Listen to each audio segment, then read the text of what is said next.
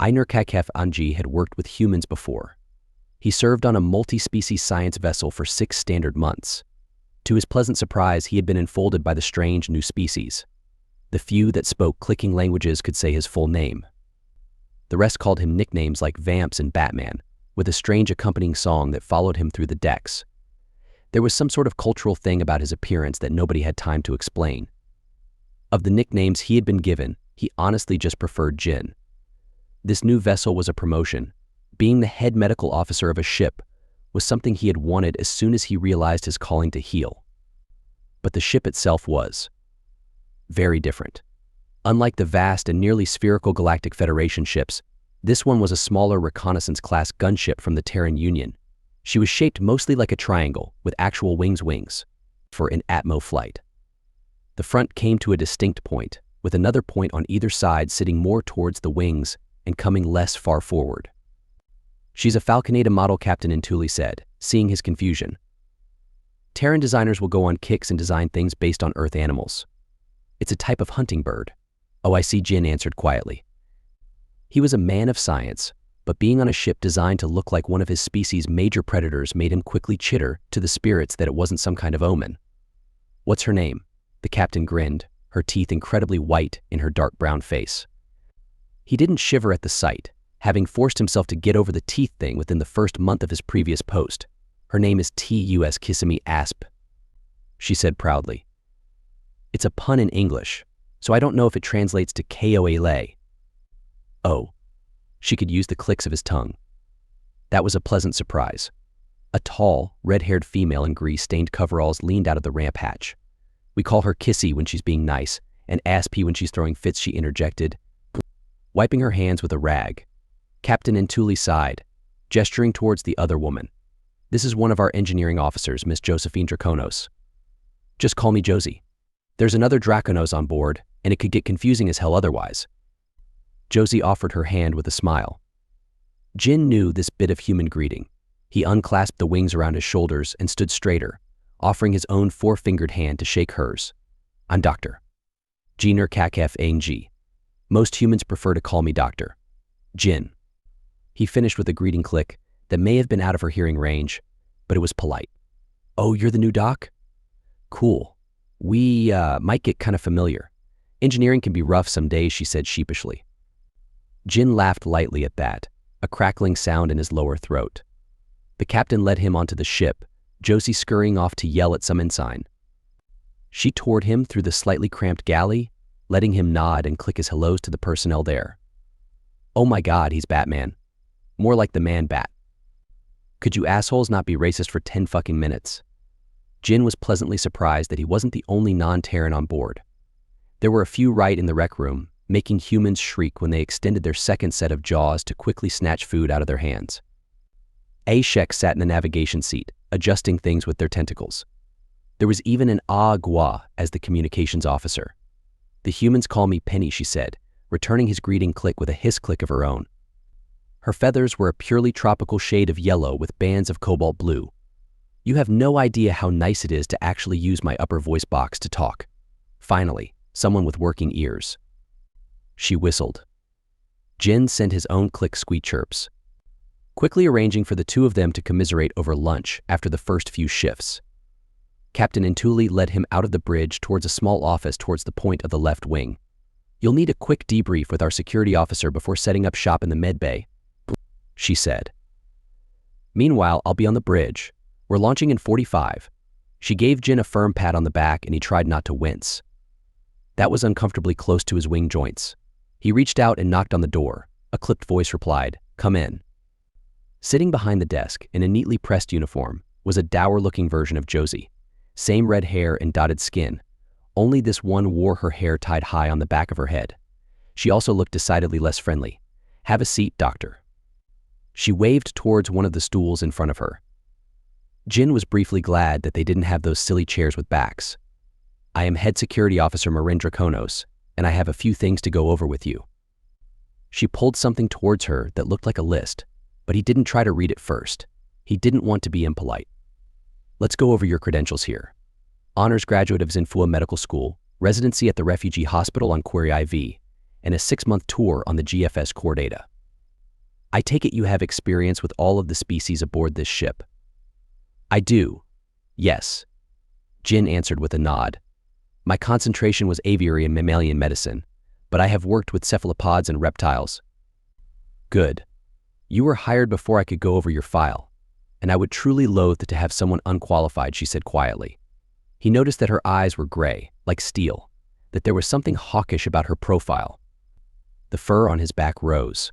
All humans were predators, he knew, but this one seemed more predatory than he was used to. This vessel will have a large number of ground missions, and something always goes wrong, no matter how hard anyone tries to prevent it. It is the nature of such things. Officer Draconos continued. The cases you get may range from crushed limbs to quarantine level 4 decontamination. I must do my due diligence and know you are prepared. How sensitive is your hearing? The question took him off guard. Slightly above average for my species. HM. Her gray eyes roved over the fleshy dish around his nose, his prominent and ridged ears.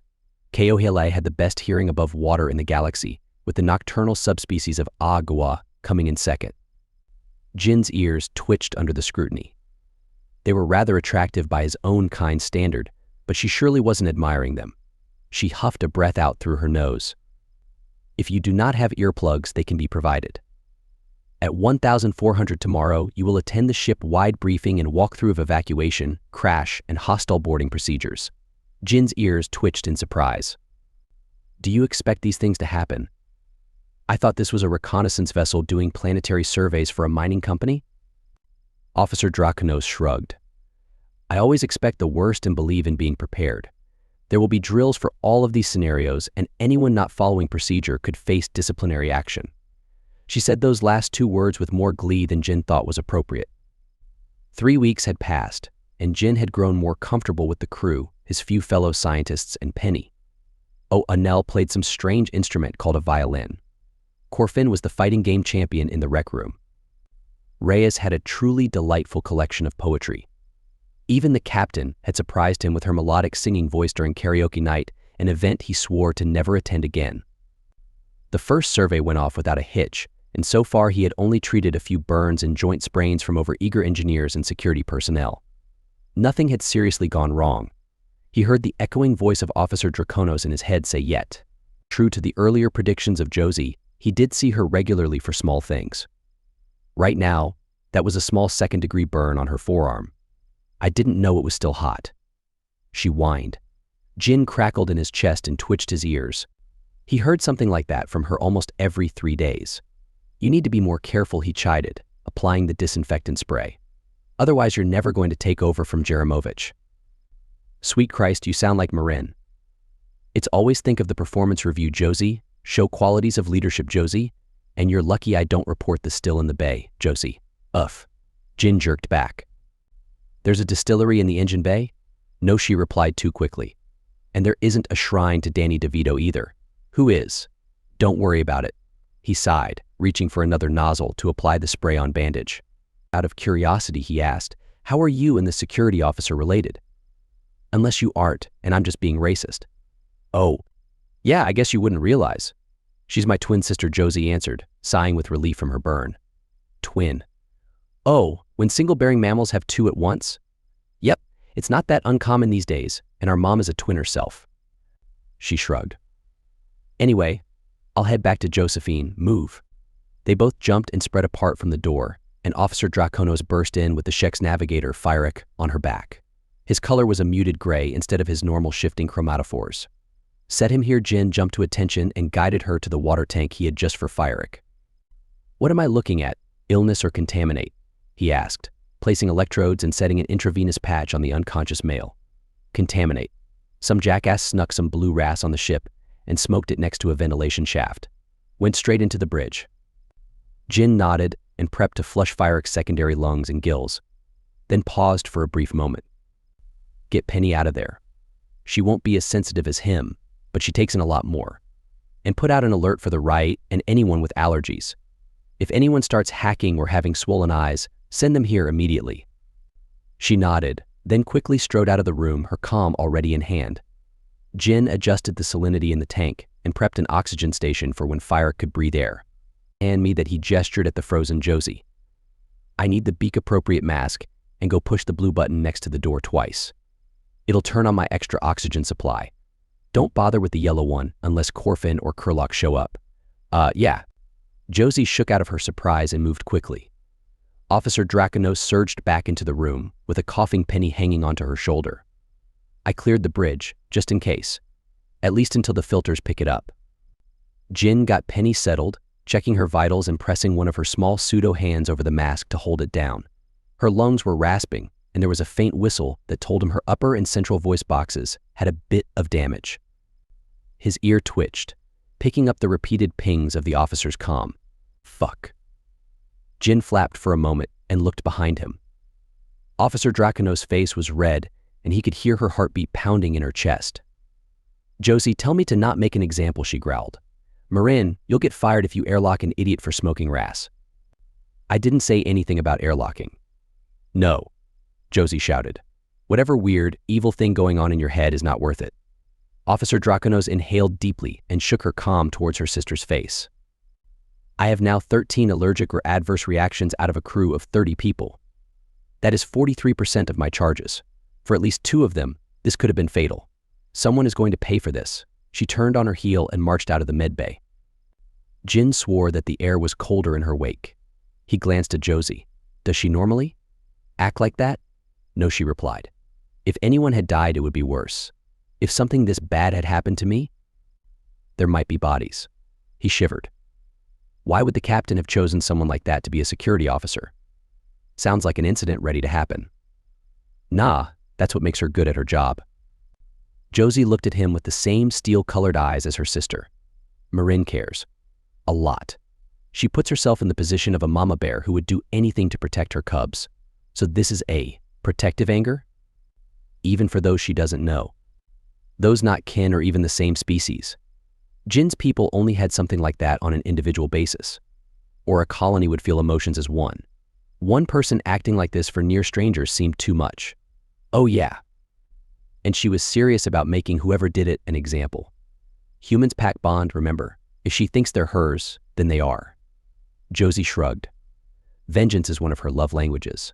When the next roll call came, they were now a crew of 29. I bet she airlocked Tally.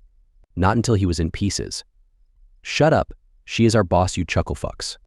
Jin watched her, sitting at the back of the mess hall. Her eyes scanned and assessed everyone. Fyrick was colorful again, sipping his fish paste through a straw. Penny spoke with a slight rasp that only he could hear. Oanel's eyes were still swollen, but he'd be okay. Corlock was already back to snapping up his lunch with both sets of jaws. Her eyes, cold and metallic things that they were, touched him in turn. They were possessive, satisfied. Jin hadn't ever felt anything like this. He'd been subject to a care that was coupled with rage. It was uncomfortable, but something in his chest settled. He was, at least, on the shield side of that care,